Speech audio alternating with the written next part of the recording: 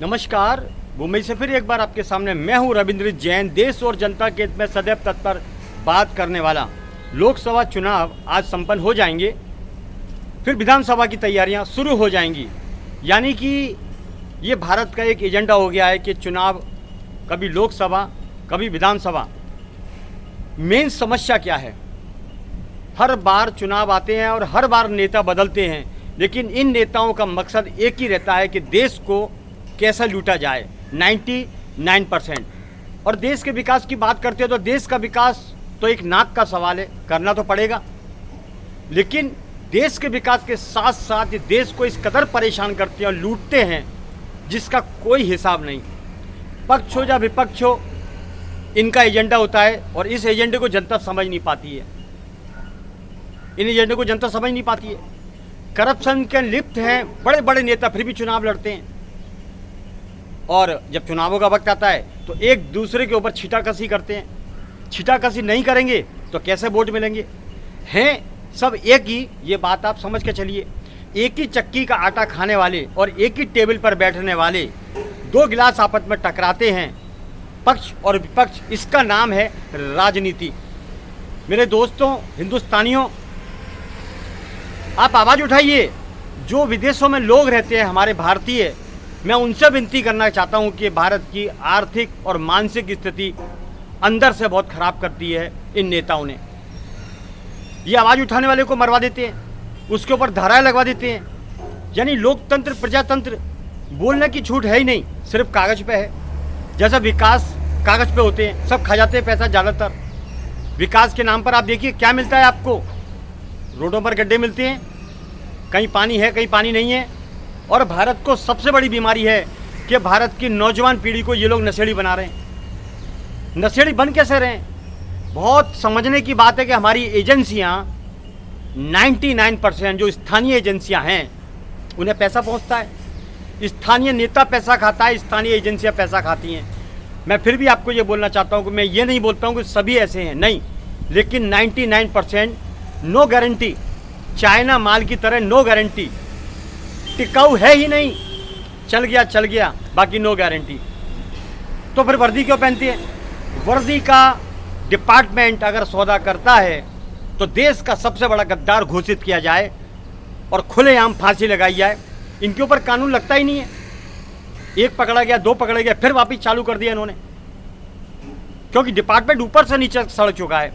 बड़े अधिकारी को माल खाना है तो एसी में बैठने का अधिकारी नहीं है, उतारो नीचे। हर बड़े अधिकारी का एसी बंद कर दो आप। हम धूप में घूमते हैं, जनता धूप में घूमती है, मेहनत करते हैं, और ये लोग एसी में बैठ के मौज करते हैं और नीचे वालों को भेज देते हैं उगाई करने के लिए। इन्हें क्या मालूम पड़ेगा?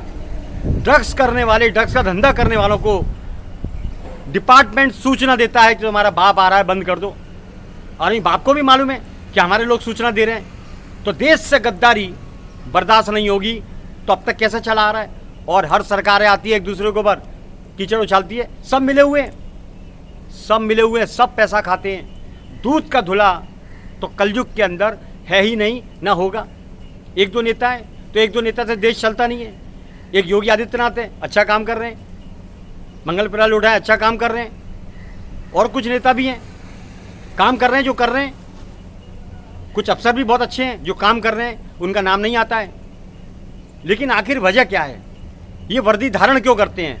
डिपार्टमेंट में नौकरी करते क्यों हैं? जब इनको अय्याशी करनी है, वसूली करनी है, टैक्स का पैसा खाना है, इनका अवैध धंधे करने हैं। और नेताओं के फंडर तो उससे भी बड़े बाप हैं। फुटपाथों पे कब्जा करा देते हैं और दोनों मिलके खाते हैं, शासन प्रशासन।